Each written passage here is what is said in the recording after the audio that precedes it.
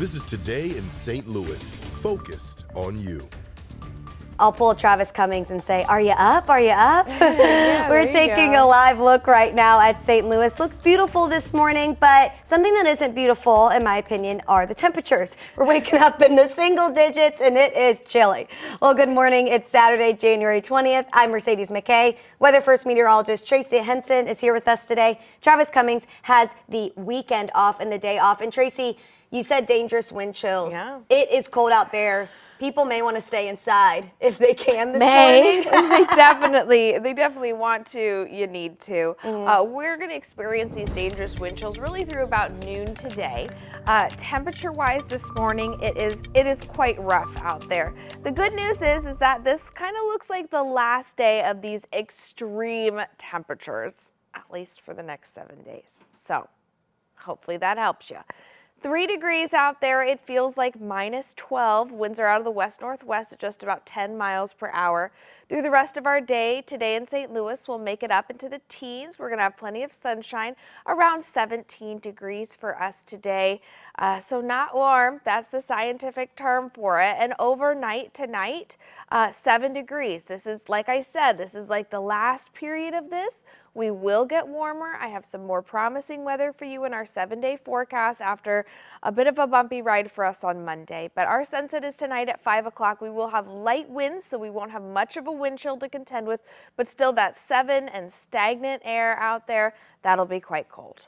Thanks so much, Tracy. Good, we'll get some relief. On to other news. New this morning, a man is now in St. Louis County custody after he disappeared with a woman in December and then confessed to her murder.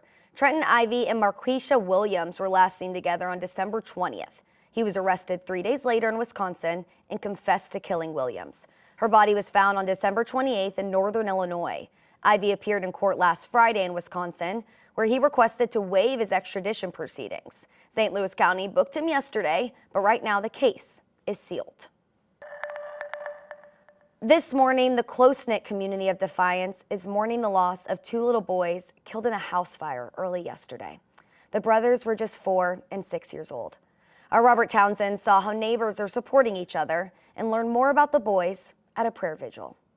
On this Friday night, a huge crowd of mourners came here to Good News Brewing in Defiance to remember 2 little boys who lost their lives in a house fire and to hold their loved ones in their hearts. God bless them, 2 little boys. A teary-eyed Sharon Oberlag was among the many who attended the private somber event. Oberlag can't stop thinking about 6-year-old Jamison Kaiser and his 4-year-old baby brother, Julian. And them little boys were the most precious little things ever. Ever. They're beautiful. Beautiful. And they were just full of it. So cute all the time. Shortly before 8 Friday morning, St. Charles County police officers were the first to respond to a fire at the family's home on Highway 94 South. The children's mother and grandparents were able to get out, but investigators say Jamison and Julian were trapped and died in the fire. Sharon Oberlag knows the family. Good people.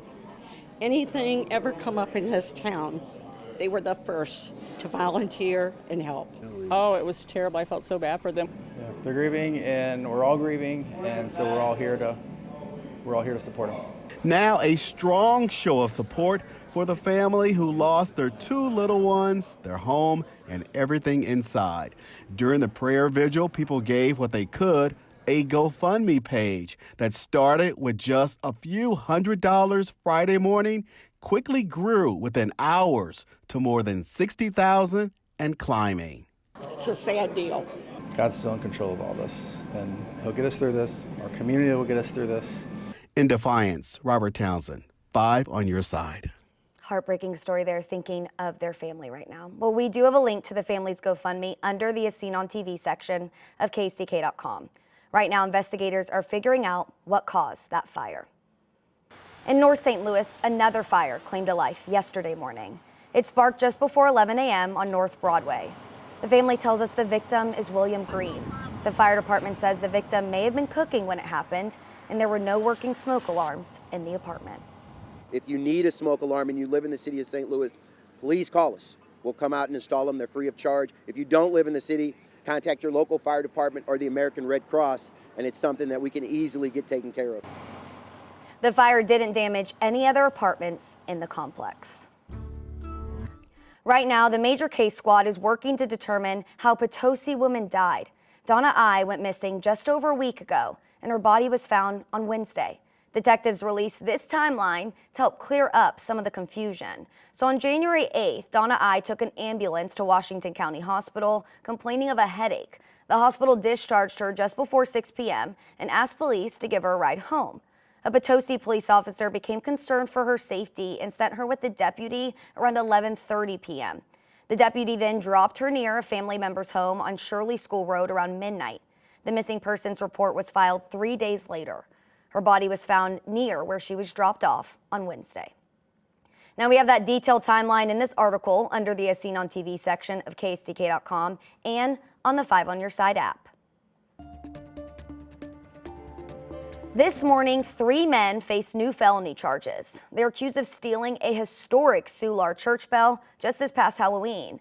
In a probable cause statement, police say Timothy Oberhaus, James Schumann, and Christian Matthew Hamra took the bell from St. Peter's and Paul Parish. Just 10 days ago, police charged Melvin James Birchfield with receiving stolen property. The bell was returned but not reinstalled on November 15th.